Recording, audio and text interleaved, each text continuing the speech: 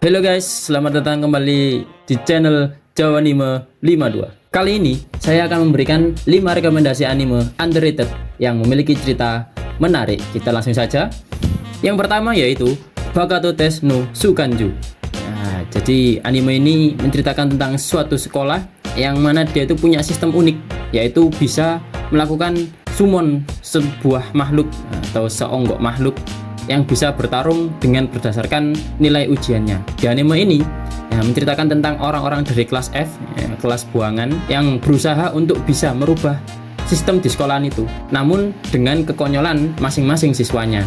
Di mana di sini yang diceritakan itu ada 2 orang perempuan dan 3 orang laki-laki, dan pemeran utamanya itu bernama Akihisa, dan dia ini ingin pindah kelas ke kelas yang lebih bagus lah, karena ada seorang wanita bernama Himeji yang berambut pink itu, yang mana dia itu masuk kelas F karena saat ujian itu dia sakit, akhirnya dia tidak bisa menyelesaikan ujiannya.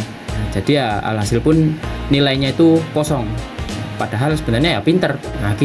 Si lakon utama pun atau Akihisa ini pun berusaha pindah kelas dengan melakukan pertarungan antar kelas, yang mana pertarungan antar kelas itu memperebutkan kelas di atasnya. Misalnya kelas F, dia tarung dengan kelas E, yaitu supaya bisa pindah kelas ke kelas E. Begitu juga sebaliknya. Yang kelas E mempertahankan supaya tidak pindah kelas ke kelas F, ataupun yang di atasnya lagi. Seperti itu. Jadi anime ini tuh anime yang santai ya, dan juga komedi, dan anime ini tuh berjumlah 13 episode dan memiliki 2 season, dan ada beberapa tambahan OVA-nya. Jadi buat kalian yang ingin anime yang santai dan lucu, ini anime yang cocok buat kalian. Kita masuk yang kedua, yaitu anime berjudul Osake wa Fufu. Anime ini itu ceritanya epic namun durasinya sulit. Durasinya itu setiap episodenya itu cuman 3 menit. Jadi ibarat meskipun ada 13 episode sehari, bahkan nggak nyampe sehari, 1 jam doang paling udah selesai. Jadi anime ini tuh singkat. Jadi anime ini juga memiliki cerita yang simple, yaitu kehidupan suami istri, yang mana istrinya ini suka banget sama minuman keras, sake, terus pokoknya minuman keras gitulah, bikin mabuk. Suaminya sendiri itu seorang bartender. Anime ini juga punya visual yang bagus, namun yaitu sangat disayangkan karena durasinya cuman bentar banget, kayak hubungan saya. Bercanda.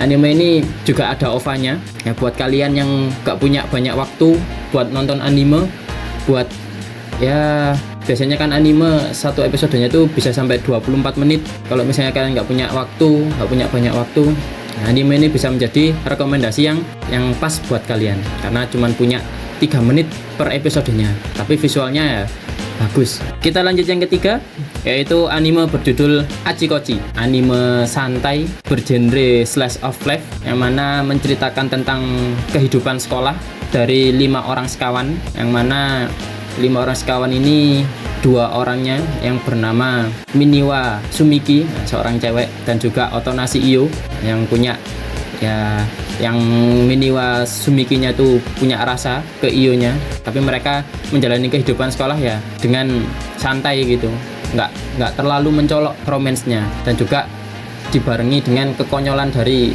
setiap karakter.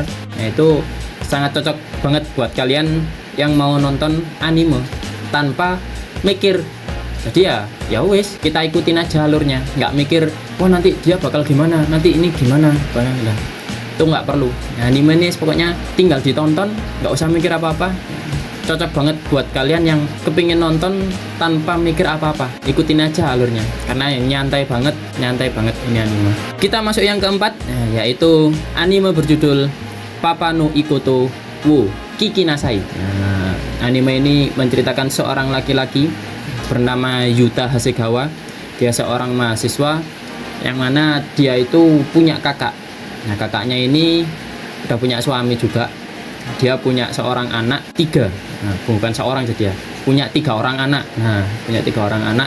cewek-cewek. Suatu ketika itu kakaknya dan suaminya itu mau pergi masalah bisnis lah dan perjalanan naik pesawat, dan kakaknya ini menitipkan ketiga orang anaknya ke Yuta Hasegawa. Namun ketika perjalanan pesawat itu terjadi musibah, jadi pesawatnya itu mengalami kecelakaan dan menewaskan semua penumpang termasuk kakaknya dan juga suaminya. Karena hal itu, karena meninggalnya kakaknya dan suaminya itu, si Yuta Hasegawa pun merawat ketiga ponakannya ini di apartemennya. Nah, dari sini kehidupan mereka bersama pun dimulai dengan suka duka yang ada.